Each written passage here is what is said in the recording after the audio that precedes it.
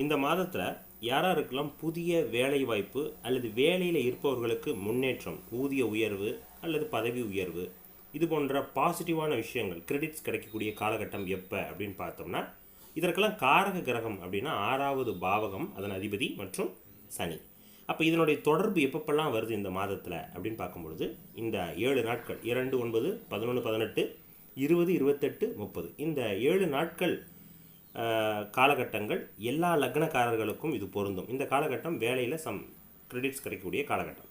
அதுலேயும் முக்கியமாக பார்த்தீங்கன்னா, கேது மற்றும் சனியினுடைய தசாபுத்தி யந்திரம் யாராருக்கெல்லாம் போகுதோ இன்னும் அதிகமாக ஒரு 85% கன்ஃபார்மாக நடக்கும்னு சொல்லலாம்.